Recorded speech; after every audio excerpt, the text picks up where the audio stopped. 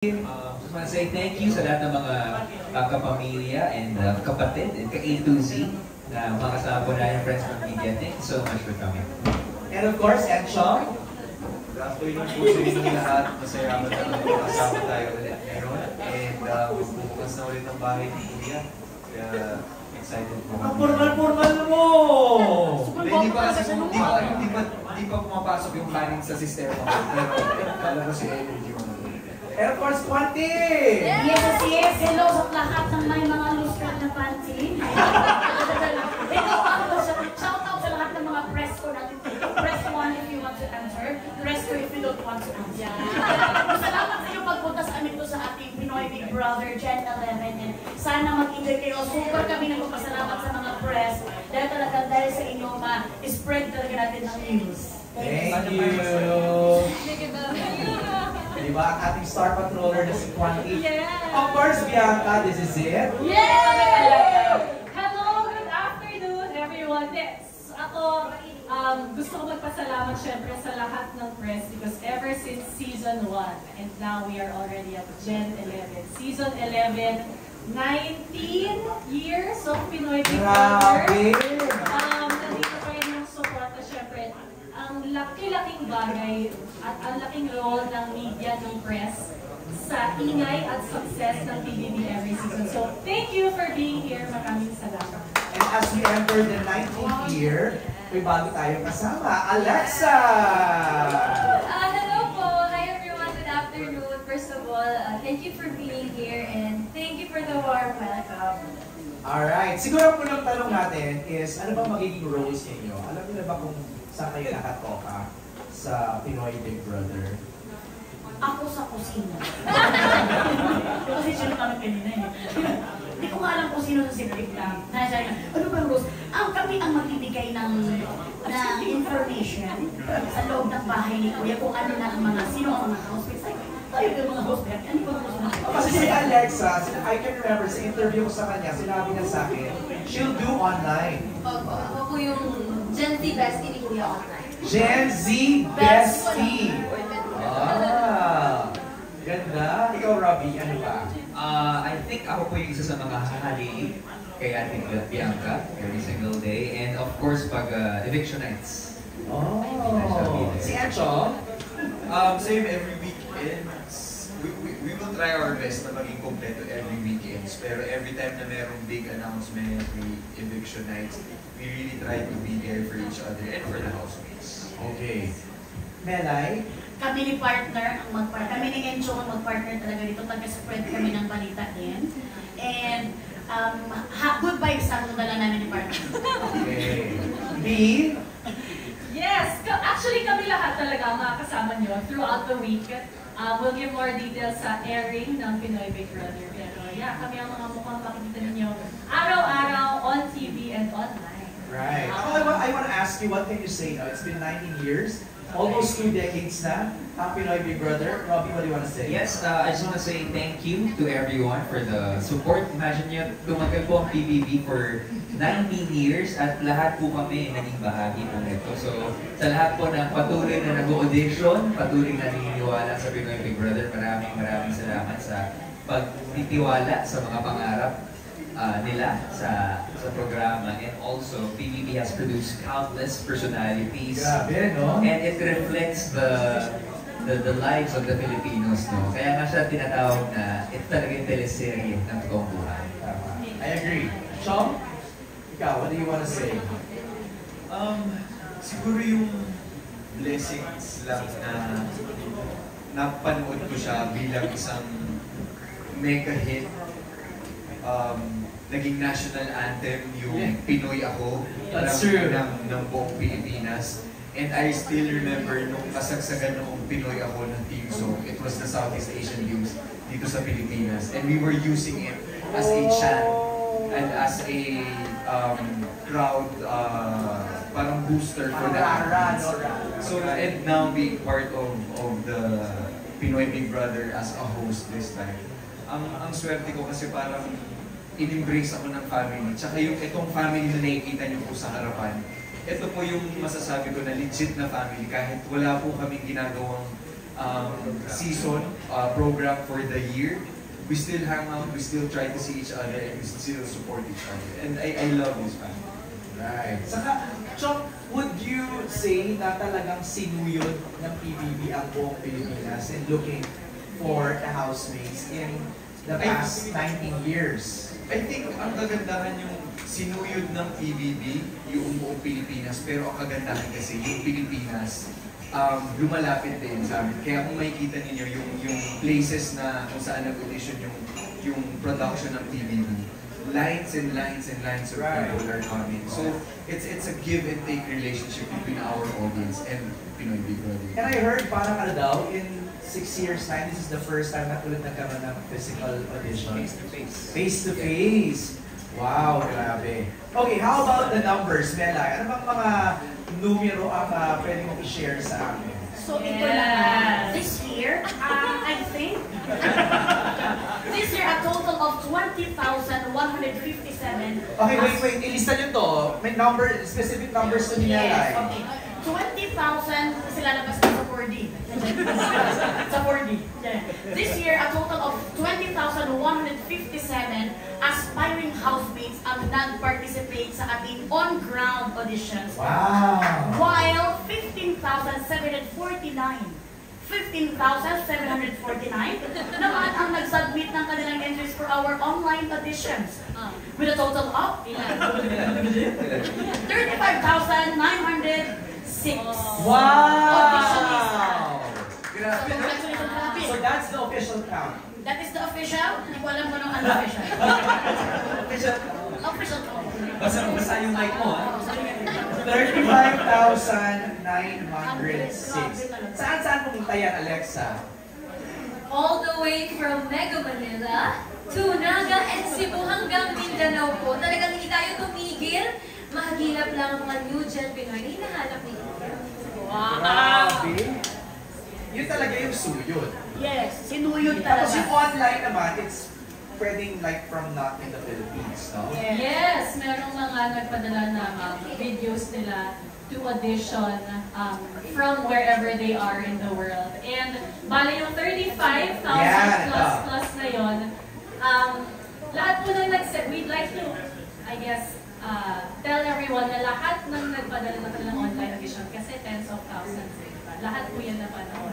Okay. And finally, ang 35 plus thousand na yan, si Kuya at ang kanyang team nakahanap ng 67 Grabe. na naka-shortlist for the final casting. From 35,067 ang shortlist. Shortlisted. And we're not yet done. Yeah. Alam na ba ng mga shortlisted sila? Yes, because may ginanap na final casting very recently. Late nights. Actually, we're allowed to say 2 days yung naging final casting at talaga power panel of ABS-CBN bosses ang hinarap ng mga kasali sa final casting. So yes, lahat ng nasa final 67, alam nila that they're part of the Kilala nyo? shortlist. Oh no. Sumilip to be. Sumilip ka? Sumilip sa bibig. Asa Marites ni Kuya, sumilip lang. What can you say? Sumaport kay Kuya. Ay, ang galing. Natutuwa ako kasi doon sa maikling oras na nakasilip ako, may galing sa US, may galing sa Mindanao, may galing sa Visayas, may galing sa so magandang mix talaga. Represented, no, each region, each island, no? Wow, grabe. Pero ang tanong, ito, Gen 11, what can we expect in Gen 11? Sa new season na to? Robby. Maraming salamat, Kuya. Or baka our BUH, our creative Actually, head, yes. our Direct Lauren can talk about it. What can we expect sa Sir Marcos. Gen 11? Sir Marcos Vinoya. is back in Manila. Fresh from I Australia. know, right? What can we expect? Where's the accent? What can we expect? Siyempre, every season we try to outmatch what we did the previous seasons. But gaya na sinabi ni Bianca, we just finished the 2 final castings. So sa totoo lang, prior to the final casting, we had a structure in mind. But ang aganda kasi ng PBB, sobrang dynamic niya, na kapag nag-final casting kami, doon namin mapipil na parang hindi mag-work yung structure na to. So ngayon, we're in the process of of revisiting the original structure and tweaking it para mas kumayang dun sa nakilala namin the mascot. So we'd like you to wait for the twist. Of course, it's Big Brother, so expect some twists for the season. Okay. Direct, may tanong ako, I don't know, siguro ito rin tumatakbo sa isip nila ngayon. Itong season na to, kasi wala naka-indicate eh. Is this teens? Is this regular? Is this celebrity? Gen 11. Or Gen Z's na? Ano? Gen 11. Ang sinasabi In other words, malalaman mo sa panahon. But as Marcos was saying, even if we plan out ahead, way ahead, until makaharap namin yung mga posibleng maging housemates, nagbabago. And we're very happy. We had a very challenging 2 days. Kasi sobrang hirap. Just to choose the top 20 was already very challenging from the 67. Right. Actually, to be honest, we ended up more than half of still in the final running. Wow. Nagkakaproblema pa ito i-50 kung sino talaga yung makikita natin sa But they will all go through the same process of medical, psychological tests. So may mga ganun pa kasing screenings eh. So because there are things naman na hindi mo nakikita during the audition and ano, but maybe they cannot endure the pressure or they're not physically healthy for the stress of being a housemate. So may mga ganun pang natural attrition. So we'll see. Pero exciting talaga. Kami, sobra kaming natuwa. So ako ay, sabi ko, paborito ko lagi ang audition. Salamat dun sa lahat ng humarap sa amin na talagang from all walks of life, all professions. We have doctors, we have nurses, we have architects, we have... Sobrang nakakatuwa just to hear them. Makita silang pumila ulit. Talaga, almost the whole day, talagang pumila sila just to be able to be part of Gen 11. Saka, actually, masaya na malungkot na marinig na kasi po nung bata pa po ako, pangarap ko ng... So that was what, 10 years ago? Right. 9 years ago? Kasi teenagers sila hanggang 20. So isa na talagang whole generation talaga ang naapektuhan ng Big Brother. We're very, very happy. And it's a big responsibility for our host and for the creatives to make sure that this time, meron talaga, as always, PBB will impart lessons and values of nothing. Pero Direk, can you say na final, parang, I mean, ilan ang hinahanap nyo talaga? 20 lang ba? 24? Wala kayo ganun. Kahapon nag-away-away.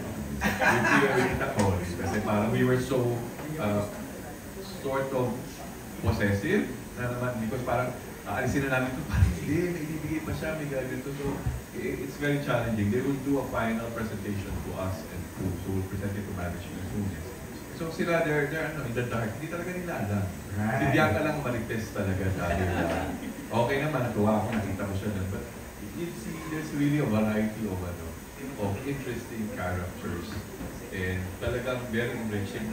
Kami, kahit pagod kami, sarap ng pakiramdam na nakaharap ko sila ulit at nakita ko sila, narinig ko ang kwento na ito. Always very enriching to be able to face real people. So, yun. Thank you, Direk. Robbie, ano ba ang challenge sa inyo ngayon as a host? I have to say we're the last ones to know inside this house na mga pangyayari like what Lola said. Parang if people ask us, ano ba mangyayari? Kasi kami, hindi din namin alam unless ibigay yung script. And minsan yung final script na ibinibigay sa amin so that we can report out on the spot. Minsan napapalitan pa. At tulad ng mga nangyari sa previous editions, minsan nga, yung script na ibibigay sa'yo, hindi pa yun yung totoo. May nakatago. So ang daming twists ng Pinoy Big Brother na talagang, it's challenging and at the same time exciting.